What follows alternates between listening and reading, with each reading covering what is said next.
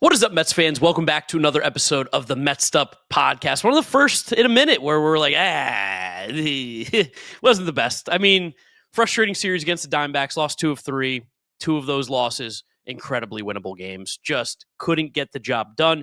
It felt like for the first time all season that this crazy, chaotic schedule that the Mets have had, where they're going to be playing 26 games in 27 days, is finally starting to wear on these guys. We see the bullpen management's been a little bit awkward. We've seen some at-bats have been a little bit bad towards the end of the games in some big moments, haven't been able to get those big hits with runners in scoring position. There's a lot to talk about in this series, as there always is. And that's exactly what we're going to do. So make sure you are following us on all our social media, on Twitter, Instagram, TikTok, Mets'd Up. Subscribe to the Mets'd Up podcast YouTube channel if you want to see the video version of this. If you're listening to us, Apple Podcasts, Spotify, Google, drop us a rating, drop us a review, download, and subscribe. James, we were just at Game 3. Mm-hmm. How are we feeling now that we've had like 20 minutes where it's like, all right, the game's over. We made it back home. I mean, still not good. Like, I think, again, if I'm looking at the series, like, holistically, I was much more frustrated by the Game 2 loss on Wednesday night. I thought that was a significantly more winnable game. I thought you had their pitchers significantly more in the ropes than you had them in Game 3. Game 3, all it happens, like, your best player hit 2 solo home runs, and that was the only way you scored. Like, that can't be the only way you score in a game that you expect to win. But looking at Game 2, especially coming off, like, the 2-day offensive explosion from Monday to Tuesday, getting those incredible innings from Brandon Waddell, who's a legend. He's going to be a Mets legend for as long as he lives. Getting walked 9 times by Diamondbacks pitchers and getting absolutely literally no big hits basically the entire game. That's the one that still sticks in my craw, also for other reasons too. But if I look back at this series, Game 3 is more of like a tip the hat game, where Game 2 was a game that you kind of botched yourselves. Yeah, Game 3 felt more like we lost that one. We had opportunities to come back. We had chances to win. You lose games. Game 2 is like, we shouldn't have lost this one. I don't know how we lost this game. It took everything going wrong, essentially, for them to lose that game. I mean, even looking back on it, 0 for 10 with runners in scoring position, 13 men left on base. It's like that kind of stuff can't happen, especially when Corbin Burnes was so unspectacular. Of the 9 guys in the Mets that drew walks on Tuesday, that was on Wednesday, only 1 came around to score. Oh, I can't. Like, that just can't happen. Like, you're getting walked that many times. You have that many free bases. You can't let a game get to that context. Also, again, you mentioned it. The 26 games in 27 days has really visibly worn on these guys. Worse by the fact that while we're doing this for 4 weeks, the whole team also seems to have a stomach bug. Yep. We heard about the whole Brandon Nimmo's fiasco between Monday and Tuesday. He had an IV. He had to be sent home. We heard about Kodai Senga. He had to be sent home on Wednesday. He also wasn't 100% when he made that start. Not an excuse, of course. He still pitched okay. But just he did mention it, though, in the postgame where he was like, I want to pitch. I don't feel good. He's like, I had no feel for any of my pitches today, but I told them I'm pitching today. That's my day. Like, I'm going. Which is good. And again, he still pitched fine. I mean, 4 innings sucks when you're in this stretch, but he still don't give up runs. Your team still has a chance to win. I wonder too if there could have been a stomach thing with Reed Garrett that we haven't heard about, just because he also pitched on Thursday after not having pitched since last Saturday when he had pitched a back-to-back in the National Series, only threw 25 pitches through the 2 games, and you don't have him for the Sunday collapse. You do not have him late in the game on Wednesday when it looked like we really could have used somebody else to pitch that 9th inning that wasn't Chris Davinsky for a 2nd inning. I don't know. It seems like a lot of these things are kind of piling up on this team right now, and you hope that we can pull it together in this last mini road trip to get out of this run and still be like comfortably one of the teams with the best records in baseball. Yeah, and you mentioned too that things just haven't been necessarily going right over these last couple losses. Like, I know a lot of people are getting on Stanek right now. Seems to be the hot thing is to be like, Stanek's done. He stinks. This guy's a bum. Like, well, Danny Young's gone. We need a new scapegoat. Of course, yeah. So now that Danny Young's out for the season with Tommy John, essentially, got to find someone else. Not confirmed. I mean, it's going to happen. I think we're pretty confident it's happening. But Stanek again. Like, I know we had the 2 blowups in Washington. He now had the blow up against the Diamondbacks where he gave a couple runs, but nobody is still hitting the ball hard against this, guys. They were the cheapest little hits. It's like, how did that Lourdes Gurriel ground ball get through? I think the ex velos on those balls were like 85, 76, and 74 or something. It was shocking. Like, imagine if you told someone, just a person, a baseball watcher, hey, your reliever came in, they hit the ball 3 times, and none of them were hit harder than 90 miles an hour. How many runs would you score? You'd be like, how many runs? What do you mean they scored runs? I'll snap back on you for a second there, because there were 5 balls put in play against Stanek that inning. There was a ground out of the 106 that was an out. There was a line out of the 102 that was an out. And then the 85-mile-an-hour single, the 81-mile-an-hour single, and the 74-mile-an-hour Jorge Barossa double. So again, that to me is like, that's baseball, Susan. But in terms of Stanek, there's not anything to be concerned about with him, but there is a situation going on with him where he's fully lost the feel of both of his secondary pitches, his splitter and his slider. He only threw one splitter in that inning, and it got hit hard. It was the ball that was Gabriel Moreno hit 106 miles an hour on the ground, and then he didn't throw another one after that because, again, similar to what happened to him last Friday in Washington and on Sunday, where he's throwing that splitter, he's trying to use that pitch with 2 strikes, but rather than burying it, it's sitting in the strike zone. So now you're just throwing a slow fastball, and it's very easy for guys to hit a slow fastball when you're pumping 100 miles an hour with your other pitches. And he also literally hung 2 sliders. One, he got lucky, got called a strike, and the other one was the line drive by Tintawa. So again, he scrapped both of those pitches after they got hit hard, and it was just fastball, fastball, fastball. And you can only be so good when you're only able to throw fastball, fastball, fastball. So he has to figure out the feel for those pitches while he probably did get, and he even mentioned it after the game, like it's weird to hear a player talk like this. I know a lot of people got upset about that on Twitter, but he objectively did get a bit unlucky with those balls in play, despite the fact that, again, they hit 2 other balls hard, but they were on the pitches that he quit throwing. They never squared up the fastball, yet they got the runs off him. Yeah, which is why I'm like, I'm not worried about Stanek by any means, and where people are starting like, he's not in the circle of trust anymore. Guys, we don't have that many options, for one. 2, he very much is. 3 blown saves, as they're called this late in the season. Not worried about it. Well, 2 of them were actually blown saves, where he came in the 9th inning with a lead and did technically blow the saves. This one is technically a blown save as well. In the 7th inning or whatever that was. But again, even more than Stanek giving up the runs, I'll say it again. The thing that pissed me off by far the most about this game was that after Chris Davinsky gets out of his first inning, which was the 8th inning, gets out of it with no runs, and you see Edwin Díaz warming up in what was a 1-run game at the time. For some reason, in that moment, he doesn't come into the game. Chris Davinsky comes back in for his 2nd inning, and that was at the time where the Mets had 9-1-2 due up in a 1-run game in the bottom of the 9th inning, being Tyrone Taylor, Francisco Lindor, and Juan Soto, against the Diamondbacks, who have Justin Martinez as their closer, who's disgusting, but his last appearance before the series, his velocity was down. He came back into this game, and he was erratic, and his velocity was down again. So to kind of punt that 9th inning, when you could have gone to Diaz or Reed Garrett to keep a 1-run game, in a situation where you're the top of your lineup coming up, where there's a good chance that you at least contend with scoring at least 1 run, that to me really ticked me off. That's got me to a spot where I was like, I can't even find a way to rationalize this. Especially knowing that Edwin Díaz hasn't been used in like a week. He's not pitching. And Reed Garrett that was his 5th day off. So it's like, I didn't understand it. It made no sense at the time. It still doesn't make sense now. And the weirdest thing is, I felt like Mendoza answers these questions. He's not like a run and hide from these kind of guy. Nobody asked him about this. I couldn't believe it. It was bizarre. I'm like, what is going on with the reporters sleeping on this one too? I watched the entire post-game press conference Wednesday, and I was like, someone asked me about the 9th inning. Someone asked me about the Chris Davinsky 2nd inning, and no one asked about the 2nd inning. And like, it's a bad sign when Lourdes Gurriel, who's basically on his last leg as a professional baseball player, he smoked a double off Davinsky. That was the hardest ball he's hit all season. He got super around on, and it's just like and still, even you get back to that 9th inning, Justin Martinez has nothing. Home run, walk to start the inning. Funky Ryan Thompson comes in, and he hits Pete. But then you have a situation where Vientos, again, is coming up in a big opportunity, and he didn't come through. And this came after he did hit a solo home run earlier in this game. But that was now 2 games in a row for Vientos between Wednesday and Thursday, where he came up in what wound up being the most important spot in the game, with guys in scoring position and fewer than 2 outs. And both times he didn't put the ball in play, struck out swing. And that's something that just can't happen from someone that we're relying on to be a middle of the lineup producer. Twice in a row, not even put the ball in play. In either instance, a fly ball would have dramatically changed the course of the game. But nothing happened. That's a huge black mark. Yeah, no, it was definitely a frustrating loss in game 2. Positive stuff. Oscar Brazoban did great as an opener. He was awesome. He's a dog. He's just throwing 97-mile-an-hour sinkers and 93-mile-an-hour changeups. Looks really solid. And Brandon Waddell did a great job. Oh, Brandon Waddell proved himself to be a spot starter. At any point, we might possibly need him. Yeah, I mean, him and Hageman, it's amazing that like the Mets will sign these guys out of the clear blue sky. And you're like, wow, 4 amazing innings, 60 great pitches. But he did some crazy stuff. Like he threw 5 pitches at least 12% of the time, which was cool. And it was a very, very intentional split of his sinker and his 4-seam fastball, where the lefty's got the sinker and the righty's got the 4-seam fastball. Then kind of just let the rest of his repertoire fall off of those pitches. And the Diamondbacks were like kind of clueless. Like they had nothing against him. Like he was throwing the tight slider. He had the big sweeper. He was hitting spots with the changeup, which is definitely like, it was his least thrown pitch. He only threw it to the righties, but he looked fantastic. He retired the final 8 batters he faced. Like it was really legit. And again, he threw all 5 of the pitches. I said at least, I think 12% of the time. All 5 also got at least 1 swing and miss. Like he had it going on. Like he looked like a capable major league pitcher. He'd been in Asia for the past couple of years. I also even say this, like the one inning of Davinsky was completely fine as well. Totally fine. When he went to the second inning, that's where we got into trouble. That's when it was like the head scratcher of like, what in the world are we actually doing?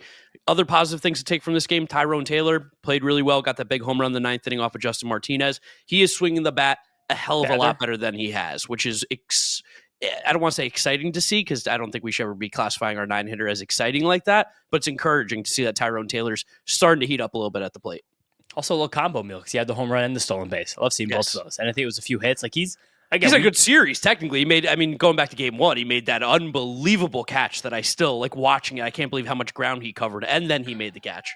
And he got a couple RBIs in that first game, too. But it's just, we're at the point right now with this team where Tyrone Taylor's place on it is very important. Like, we need Tyrone Taylor to play well because he is the center fielder. There's no one else coming in to play center field. It's like, McNeil, we joke around with it sometimes, but 18 games since Jose Siri was injured, Tyrone Taylor has started 15 of them. That is a full-time player. That's fewer off days than that's the same amount of off days like Jeff McNeil's going to get over the next couple of weeks. Like this guy is an everyday player in this Mets team. He just has to be able to hit a little bit to kind of keep this thing moving. And mostly it was fine. The Thursday wasn't so great for Tyrone Taylor again, but that's fine. He's 9-hit. It doesn't matter. For the card collectors out there, you got to check out Arena Club. I've got a showroom, AJ's got a showroom, and it's become a place where you can basically do everything digitally and physically in the hobby. Absolutely. You can get cards. They'll grade them for you. They come in the plastic. If you want to physically get them so they don't show up like this card that's all bent that Scott, for some reason, decided instead they show up nice, like the exact same card. Look how perfect this one is. That's how Arena Club sends them to you. They'll even encase them for you so they don't get messed up in transit. So Arena Club's your one-stop shop for any baseball card, football card, any card needs that you might have. And you should check out Slab Packs. You can rip a pack for hundreds of dollars or less and hit on a card that's worth tens of thousands of dollars. I'll take those odds. Right now, you can get 20% off your first Slab Pack or your first card purchase by going to arenaclub.com/foul. That's code foul once you get there. arenaclub.com/FOUL, code foul.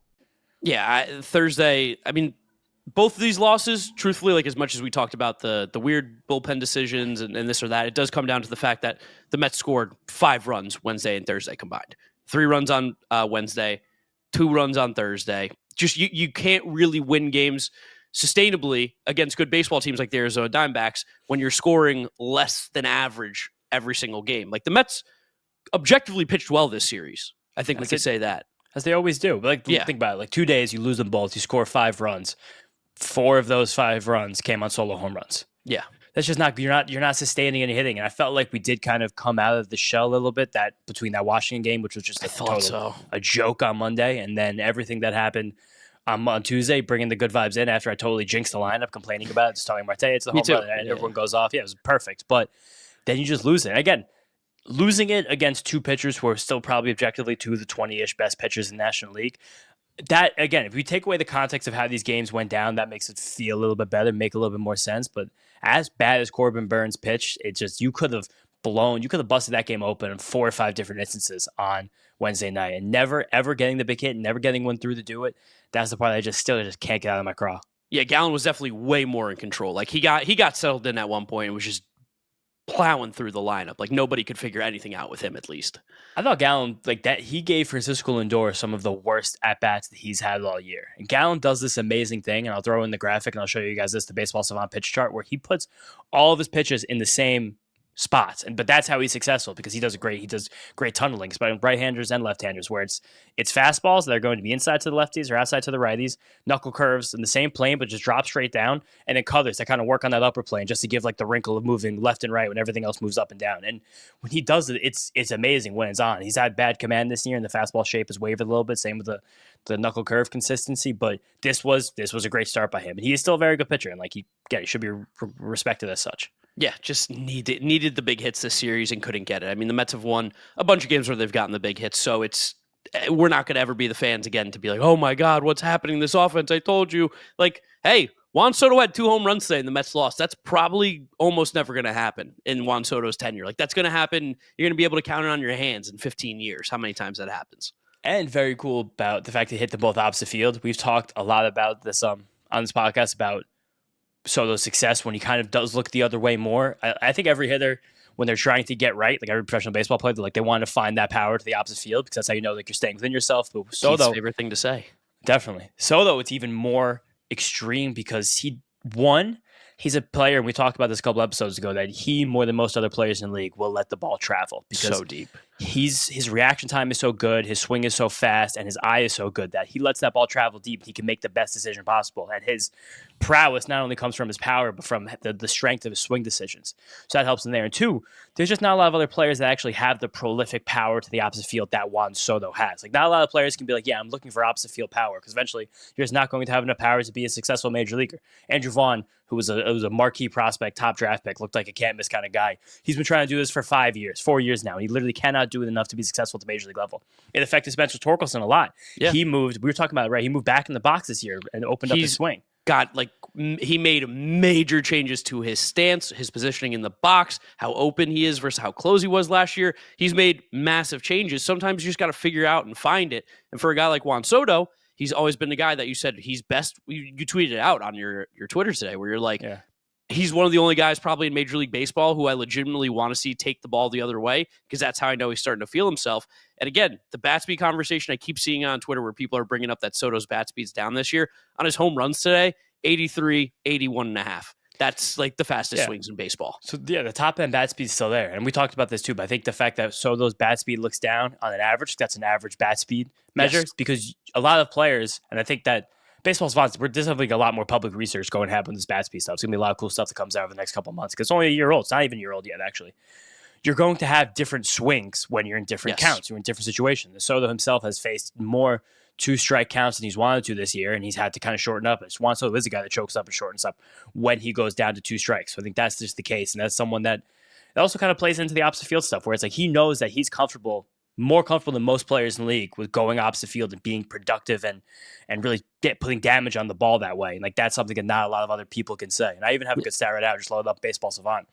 Last 2 seasons, most opposite field home runs in baseball. Soto is 7th. That makes sense. Hey, Pete is actually 5th, a little bit ahead of him. And then the top guys are, of course, Ohtani, Judge, Schwarber, Olsen, Pete, Ozuna, Soto, then Brent Rooker, Anthony Santander, Cal Raleigh, and then Lindor is 11th.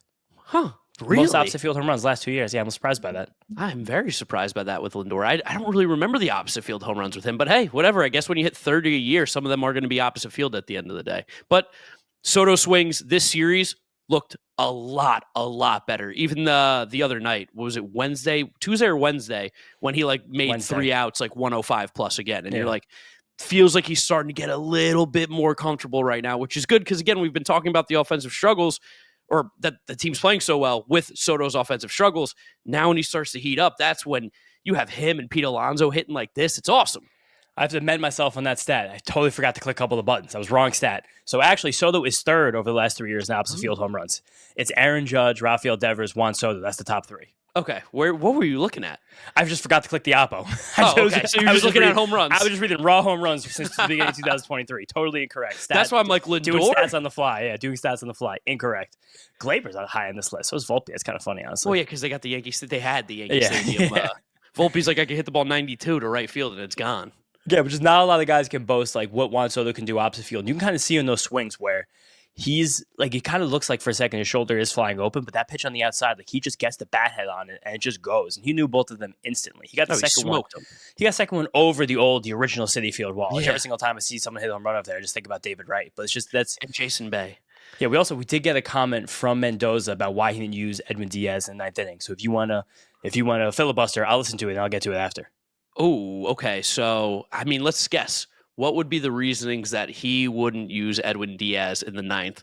It's either they don't want to use him in non-save situations right now, or Edwin got up and wasn't ready to go. I don't know. I don't actually have any good possible reason what that could be. So he kind of deflected a little bit. They were like, why Garrett over Díaz? And then he was like, Garrett's a really good pitcher. He can get out of an inning like that. No big deal. He didn't throw them in the first inning. Well, he hasn't gotten work. And then someone was like, Díaz hasn't pitched in a while. Is he okay? And he was like, yeah, he's fine. He got up this series a couple times. Just never got in. Yeah, it's so weird to me.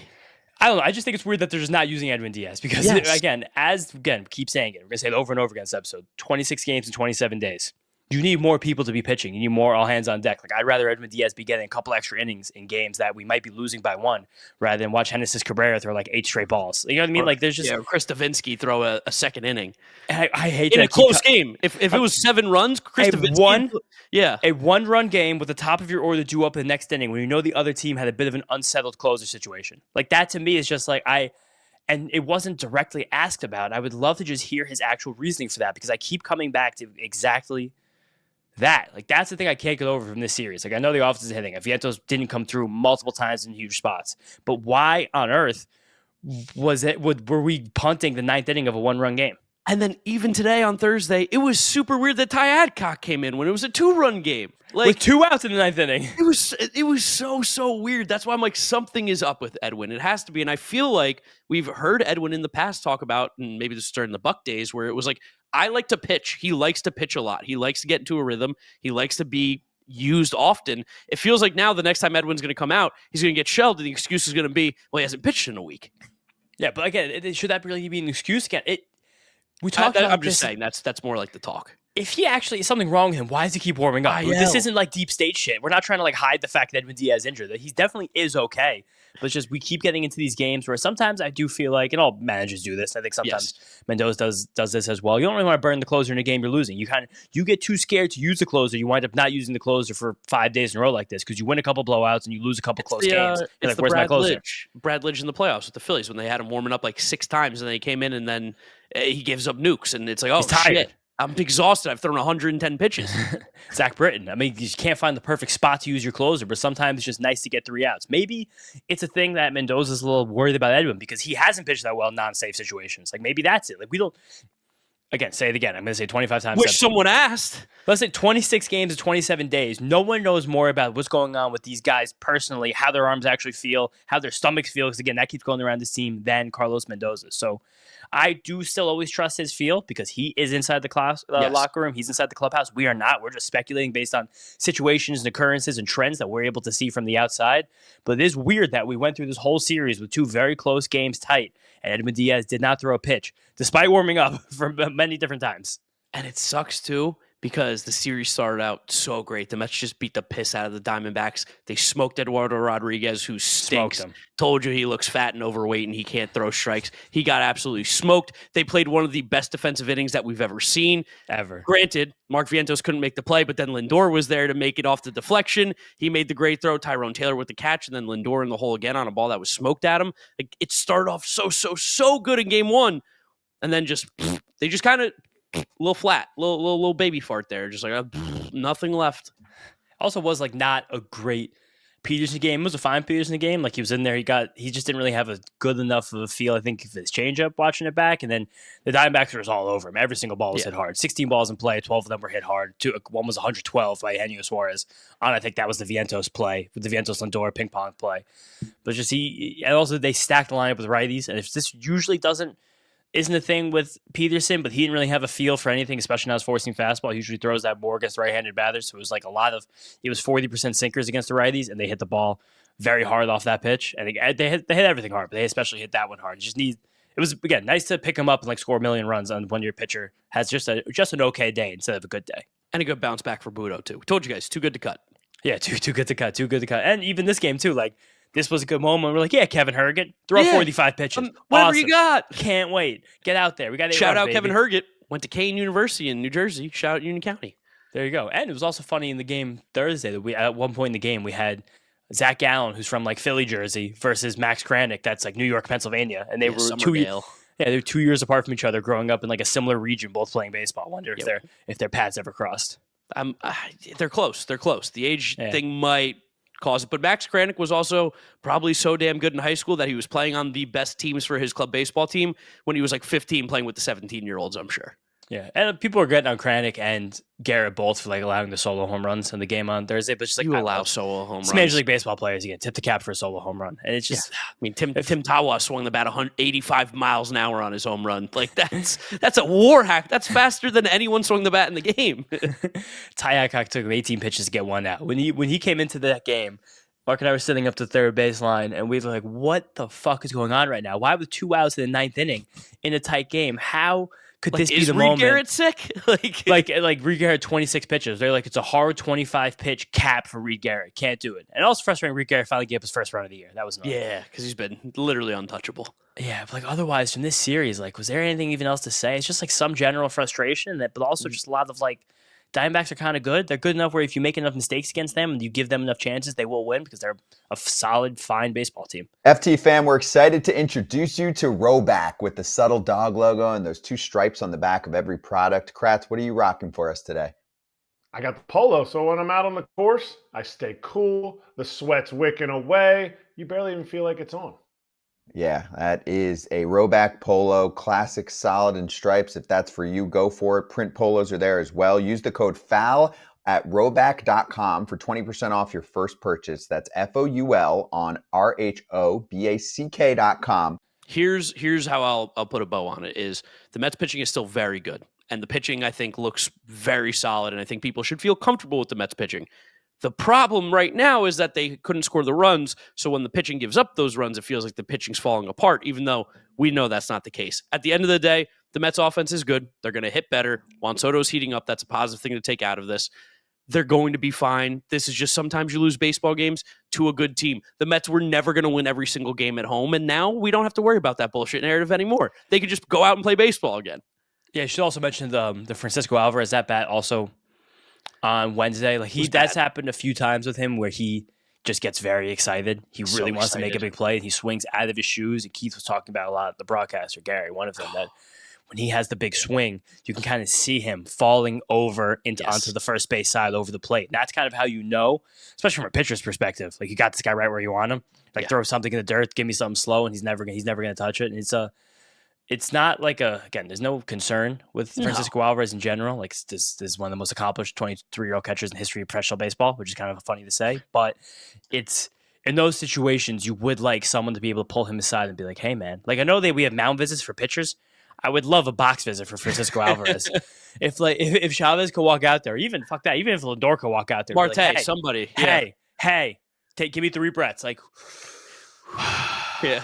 Yeah, like he needs to write "just breathe" on the inside of his helmet. Get yourself into a yoga pose here, man, because you gotta just chill out for the next like 45 seconds and just put one the other way instead of trying to put one in the second deck. Like, both of them, they get so excited, like I want to win this, I want to win this, I want to win this, which I like. I like the idea, but the execution is always horrible. Yeah. Last thing about this series, by the way, has nothing to actually do with players, Mets, Diamondbacks. This umpiring crew is the worst crew in Major League Baseball. Adam Beck, Scott Barry, John Bacon, and CB Buckner should be ashamed to call themselves MLB umpires. First off, CB Buckner is the worst umpire. Angel Hernandez got all the shit. CB has been way worse for way longer, has never been a good umpire. He's got the worst strike zone. He made one of the most egregiously bad calls ever on that Tyrone Taylor stolen base on Wednesday night, where Tyrone beat the ball. The tag was not applied in time. His hand never came off the base, not even for a millisecond, not even for 1/1,000,000th of a second was Tyrone off the base. CB called him safe and then goes, wait, never mind, points at the hand that was still on the base at the time. You're out. Reviewed. Took way too long on the review as well. I was getting worried that they weren't going to overturn it. He doesn't know the rules. He doesn't check swings or 50-50, flip a coin. You were calling him random number generator. That's just the CB Buckner experience, and you've heard players go on podcasts and talk about it publicly. He is the worst umpire. It's not even close. Scott Barry didn't know the count multiple times in the game on Wednesday night. He didn't know the rules about mound visits. They couldn't catch foul tips today behind the plate with John Bacon and catcher's interference. Like the most basic things. And the Jesse Winker ground ball that hit off of his foot. Clearly hit off his foot. And as a player, that's an instantaneous reaction. You're not like, oh shit, I didn't hit it well. Oh yeah, that got my foot. Winker hit it and instantly was like, wait, what? That ball's in play? How am I getting fucked again by the umpires? I'm tired of these losers being in the game. Get me some fresh guys in here. These guys suck. The strike zone was so bad by Joe Barry on Wednesday that Keith was lamenting. Scott Barry. Joe Barry. John Bacon. Maybe that's where you're getting it. Yeah, maybe. Which also mix John them together. Bacon's like the fakest name ever. It's a funny, strong name. That name probably kills when you're like 11 years old. Oh, John My Bacon. last name is Bacon. Yeah. But the strike zone was so bad on Wednesday night that Keith was lamenting about it for Corbin Burns' sake. He felt bad for Corbin Burns, the pitcher pitching against the Mets, and he's putting up zeros. He was like, I can't even buy one down low. You got to be able to get a low strike like that. Where that was a frustrating situation, and the fact that it again, I'm not by no means did it's ever screw the Mets for a second. No. I'm just saying, just in general, grand scheme. Got to be the worst umpiring crew. It's crazy that CB Buckner is a crew chief. He's in charge of other men. That's crazy. The guy's not even. Dude, watch your mouth. He's not even sure sometimes if it's a ball or strike when it's down the middle. He's the guy. That's you a can legend. find him on Baseball Savant. There's pitches down the middle, and he just stands there. He's like, I don't know about that one. It's like, what are you possibly looking for? All right. I think that's it, though. That's putting a bow in the series. Yeah, enough of that series. I'm done with it. Let's talk about playing the St. Louis Cardinals again, because this fucking schedule, you can't just play a bunch of different. You can't play teams throughout the year. You have to play them within 2 weeks of each other. What are the pitching matchups? I'm sure we saw them already. Yeah, we did see basically half of them already. So Friday night, 8:15 in St. Louis, of course. Clay Holmes versus Sonny Gray, bit of an ace-off. Saturday, 2:15, Marquis James Shiano matchup here. Tyler McGill versus Eric Fedde. And then Sunday matinee, another one, 2:15. Andre Palante versus a question mark. And that question mark is just because, again, 26 games, 27 days. The Mets want to keep these guys on full 5 days rest in between their starts, mostly Kodai. And we're going to get another spot starter that day. And there's a chance, I'll tell you this right now, there's a chance that is Blade Tidwell. You don't think there's a chance that it's Brandon Sproat? They wouldn't give him a debut on the road? I don't think they would give him a debut on the road. Also, his last start, which was again against the Worcester Woo Sox, Sproat got eviscerated by a lefty-heavy lineup, where the next day, in a doubleheader, Blade struck out 9 batters and didn't walk any. My boy. And in that doubleheader also, Justin Hageman pitched the second game of it. So it's going to be one of those two guys, I'm assuming. It's going to be either Blade or Hageman. Probably Hageman, if I had to guess. Probably Hageman, because right now the Mets' 40-man is on a bit of a crunch. But I just want to put it out there that it does line up to be a day that Blade Tidwell could pitch. He is pitching relatively well in AAA, still giving up hits and runs, but AAA, those don't matter. We're seeing strikeouts and not many walks, which is the big thing for Blade. I want to just put that into the ether that there is an outside chance. I'll give it 8% that you get the Blade Tidwell Major League debut on Sunday in St. Louis. I need to see the Mets put up a crooked number against Eric Fedde, just for my own mental well-being. Yeah. He's been terrible. Because he stinks, because he's bad. He's horrible. He's terrible. He's lost the feel of the changeup that he had last year. Changeup a feel-heavy pitch, but wow. What a changeup. I know. One of these. Yeah. This Cardinals team, again, we just saw them. It's hard. There's not a lot of breaking news about this team. We're not going to tell you guys anything new. Well, I mean, some things that's cool. I mean, coolish is that, like, last series, Thomas and JC kind of got one over on us. He's back down in the minor leagues after hitting 400 over 2 weeks. They sent him down? Yeah, well, Mason wins shot. He's back up. But they kept Luke and Baker. They kept Alec Burleson. And I think we're still going to miss Ivan Herrera. He started his rehab assignment, I think, Thursday. Today, May 1st. But I still think we're going to miss him. You know who's been playing a little center field for this Cardinals team? No. Who? This was a classic 2018 prospect that James was obsessed with. Classic 2018 prospect that you're obsessed with, and it's not Franchi Cordero. So who could this be? Ryan Cordell? One. No, never even did close to as much in the major leagues as those guys. Never. Yeah. Who is it? Jose Barrero. Oh, you do love Jose Barrero. Yeah. I'd heard about him for years from you. Yeah, I was like, I don't know, might break through. But he's playing center? Yeah, center. Has played a little bit of center field for them. But again, we just saw this team. While they can hit a little bit, we are better. Wilson Contreras has finally heated up. Like, he's the regular Wilson Contreras. Lars Nootbaar still playing well. Brendan Donovan is still playing well. Nolan Arenado still playing well. Nolan Gorman has kind of moved more into a bench role with a big power. Luke and Baker has kind of taken that spot. Jordan Walker still hits the ball a million miles an hour every single day, but can't get one through. They had a couple of breakout reliever that some people were in on. Two of them, Matt Swanson, and then Riley O'Brien. Wait, both him. Matt Swanson. Swanson? Svanson. Svanson. Oh, man, that is Swanson, yeah. Yeah, Svanson. But they both have been hammered over the last few days. They do have another breakout reliever who we didn't see last time, Kyle Leahy. No, he pitched against us. Oh, he did pitch against us? But I think he was the one who threw a few too many fastballs, and then one of them got torched. Yeah, because that's it. He throws kind of hard, and then he has like he probably has like a starter's repertoire as reliever because it's a distinct gyro slider, sweeper, curveball, changeup, four-seam, sinker, and he mixes them all like a decent amount. It's got decent stuff. I do kind of like. Is Gordon Graceffo still up with them? Yeah, he pitched huge bulk 2 days ago. Wednesday. He might have gotten sent down then. He piggybacked off of Matt. Steven Matz looked really good in a rotation, so we're going to miss Steven Matz again, which is a little bit sad. Shout out Gordon Graceffo. Went to Cranford High School. Yes, neighbors to Mark and James growing up. But I don't really have anything else interesting to say about this Cardinals team. We just played them a week and a half ago. Yeah, no, I mean, they just beat them. We're better. We are simply better. You got to win this series. Like, I know this team's gonna be running on fumes for these next 6 games between a well-designed road trip by Major League Baseball, going from New York to St. Louis with no off day, and then from St. Louis to Arizona with no off day, and then from Arizona back to New York to finally get the beautiful off day this team deserves so much. Don't the Mets play the Rockies like coming up? Like, you wouldn't want to play Arizona and Colorado together. The teams that are relatively close to each other. You're like, you know what? St. Louis. Rockies come here soon, but that's that. Okay. But then, maybe that's we don't really. But this is also nice because we after this don't actually have a real road trip until the beginning of June when we go out west. Because next, it's a nice homestand, Cubs Pirates, talking schedule with James and Mark, and then the fabled Yankee series, May 16th, 17th, and 18th. And then after that, the Monday, Tuesday, Wednesday in Boston. So and then Boston, the Dodgers. Whatever. That's a fucking chaos. Well, but then we get Dodgers, White Sox, Rockies home to Dodgers, Rockies road immediately on the road to play both the teams you just played against. So I'd love to know the theory behind that. Like, I know there's not a schedule maker anymore, but there's someone who presses the button, right? Like someone inputs what the algorithm should be. I'm sure a group of people, allegedly, yeah. I'd like to talk to them. Because we do it again after that, where at the beginning, we haven't played the Braves all season. We don't play them until June 17th, and then bang, you get the Braves 7 times in 11 days. It's like so fucking stupid. Yeah, it's ridiculous. But whatever, what are you going to do? What can you say about the schedule? Schedule, you got players on it. We got Frankie Peppers for us after this one. Good point. Let me see. I would say he might be working. It was an early day, a Thursday. Frankie usually takes a second out of work to talk to us, but we got no Frankie. A little too quick to record for Frankie today. No Frankie. Hey, it's okay. That's fine. No Not worries. Frankie every day. He's here for the positive ones. Yeah, but that's all we got. I get annoying series, but like just play better next time. Once again, we are going to give away that signed Howard Johnson jersey on Twitter. We haven't made the post or anything yet, but we're going to do it like this weekend. I think we'll post about the Howard Johnson signed jersey giveaway. So make sure you're following us on all our social media, Mets'd Up, Twitter, Instagram, and TikTok. Subscribe to the Mets'd Up Podcast YouTube channel if you want to see the video version of this. And if you're listening to us, Apple Podcasts, Spotify, Google, drop us a rating, drop us a review, download, and subscribe. You can follow James on social media at James Shiano. Also, guys, one other quick announcement. We're toying with the idea. We're throwing it around. We're thinking about it. We really enjoyed the live stream that we did out in Astoria at Murphy's Bar first weekend of the season.